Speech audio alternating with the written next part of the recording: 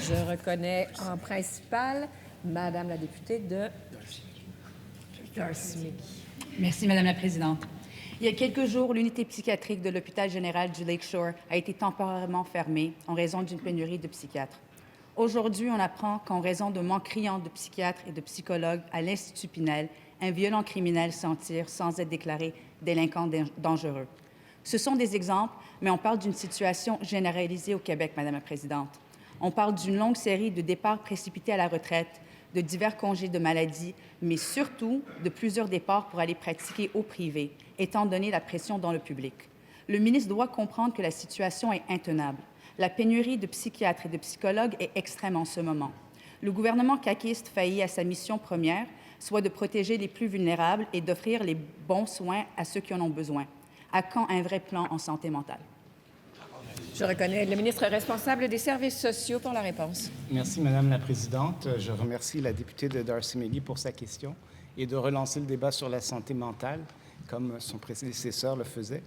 Je pense que les soins en santé mentale, on les a vraiment pris en charge de façon significative au cours des dernières années. On a déposé un plan d'action interministériel en santé mentale de 4 ans, de plus d'1 milliard de dollars, qui s'attaque justement à l'accès aux soins de façon importante. Pour les médecins psychiatres, ce qu'on a fait, c'est qu'on a regroupé au niveau des guichets d'accès santé mentale toutes les requêtes qui sont envoyées au centre de répartition des services spécialisés, le CRDS. Et pour diminuer la pression sur les médecins psychiatres, on a laissé les agentes au guichet d'accès santé mentale gérer ces consultations-là. Donc, les consultations niveau AB, les urgentes, là, 24 heures, une semaine, sont vues intégralement par les psychiatres, mais les CDE, qui peuvent être vus par d'autres professionnels du réseau, sont vus par d'autres professionnels quand c'est possible. Et ça nous permet d'agir de façon beaucoup plus rapide qu'attendre la consultation en psychiatrie. Pour le service en général, l'accès en général en santé mentale, notre programme d'interdisciplinarité, c'est vraiment la voie qu'il faut continuer à suivre et c'est ce qu'on va faire. Première complémentaire, Madame la députée de Darcy-McGee.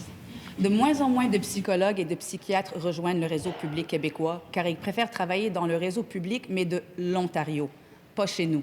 Pourquoi? Parce qu'ils peuvent gagner près de 50% plus cher et que leurs conditions de travail sont bien meilleures ailleurs. Pour le peu d'étudiants diplômés qui décident de travailler dans le réseau public du Québec, la moitié quitte au cours des 5 premières années de pratique. C'est épouvantable.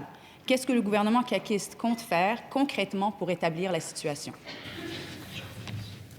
Et je reconnais encore une fois le ministre responsable des services sociaux. Bien, merci, Madame la Présidente. Je pense que pour la situation des psychologues, on a été très clair en campagne électorale. Je l'ai dit moi-même, le premier ministre l'a dit, c'est dans notre plan, c'est dans notre programme électoral qu'il faut rehausser la rémunération des psychologues. Et ça, on le sait. Ce qui était important dans le dernier mandat, c'est qu'on a justement mis en place cette utilisation interdisciplinaire de tous les professionnels, parce que la demande en santé mentale est si importante, je le répète encore une fois, ça ne peut pas être l'affaire de juste les psychologues et des psychiatres. Tout le monde doit être impliqué, les infirmières, les ergothérapeutes, les travailleurs sociaux, tout le monde doit pouvoir donner un coup de main selon ses capacités pour qu'on arrive à gérer l'accès en santé mentale, et c'est ce qu'on veut continuer à faire. Merci. Deuxième complémentaire. Madame la Présidente, les experts sont unanimes. Au rythme où nous allons, il manquera 860 psychologues d'ici 2 ans dans le réseau de la santé. On parle de plus de 40% des effectifs. C'est énorme.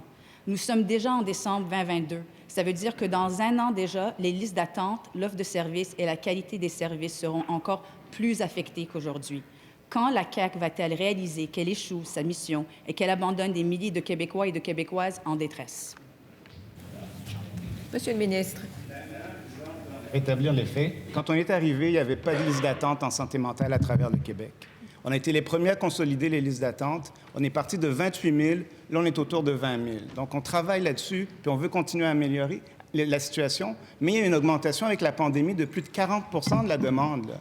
Donc le fait qu'on soit capable de stabiliser, je pense la première chose qu'il faut faire, c'est remercier nos intervenants à travers le réseau qui ont fait ce travail-là au cours des dernières années. Maintenant, ce qui est important de dire aussi, c'est quoi la question?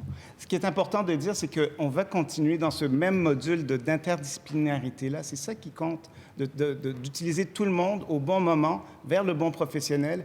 Et c'est ça qu'on est en train de mettre en place et c'est ce qu'on va continuer à faire. Merci.